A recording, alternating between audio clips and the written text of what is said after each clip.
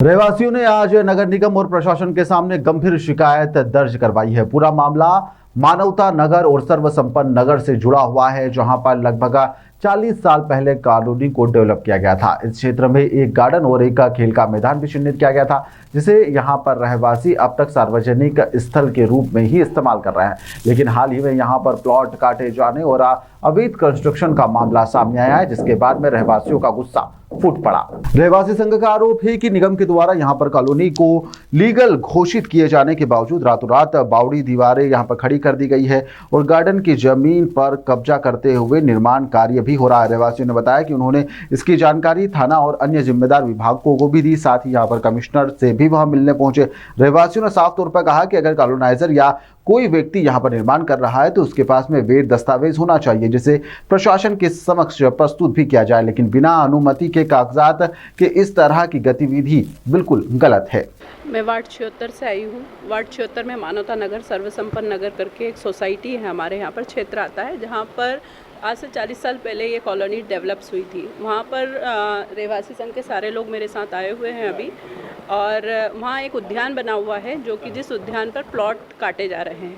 तो 40 साल से वो उद्यान था, अब अचानक उसमें प्लॉट डेवलप किए जा रहे हैं, जबकि मानवता नगर और सर्वसंपन्न नगर को अनलीगल घोषित किया गया है नगर निगम के माध्यम से।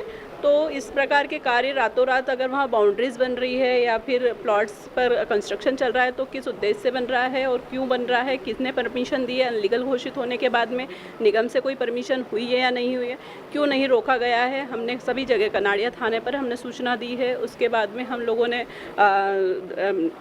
जेडो को भी खबर दी है, BOBI को भी पता कराया। आज हम कमिश्नर सर से मिलने के लिए आए हैं कि इस तरह के कार्य जो हो रहे हैं वो गलत है और इन पर जांच की जाए। नहीं, गार्डन वो जो जिस गार्डन की आप बात कर रहे हैं वो मानवता नगर सर्वसंपन्न नगर का खेल मैदान है, जहाँ पर इस बार रहवासी संघ के सब लोगों ने मिलकर जो कब्जा पहले संस्कार सेवा सृष्टि के माध्यम से हुआ था उसको बंद करवाकर अब रहवासी संघ के लोग वहाँ पर गरबा करवा रहे हैं। एक ये वाला अलग गार्डन है।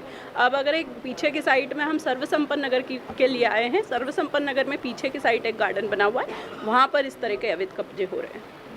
जो कॉलोनाइजर है, हम थाने पर गए तो मैंने TI साहब से यही कहा कि सर, जो भी व्यक्ति वहाँ पर कब्जा कर रहा है या कंस्ट्रक्शन कर रहा है, वो अपने अगर लीगल पेपर हो तो वो पेपर आपके पास सबमिट करें, हम आकर बात करेंगे, और अगर वो लीगल है तो वो कर सकते हैं कंस्ट्रक्शन, हमें कोई परेशानी नहीं है। लेकिन दिक्कत ये चीज़ की है कि सामने वाला व्यक्ति हर एक व्यक्ति को टारगेट कर रहा है। वहाँ के रहवासी संघ को महिलाओं के साथ गाली गलौज हो रही है, महिलाओं के साथ अभद्र व्यवहार हो रहा है, जो कि गलत है और पूरे भय के साथ है। सब लोग 3 दिन से परेशान हैं। नवरात्रि का समय चल रहा है, जिसके अंदर महिलाएं घर में पूजा करने की है, जो कभी नगर निगम जा रही हैं, कभी जन सुनवाई में कलेक्टर ऑफिस जा रही है, कभी कमिश्नर कार्यालय आ रही है, कभी थाने पे जा रही है। परेशान हो गए हैं लोग, और साथ में हम लोग भी घूम ही रहे हैं।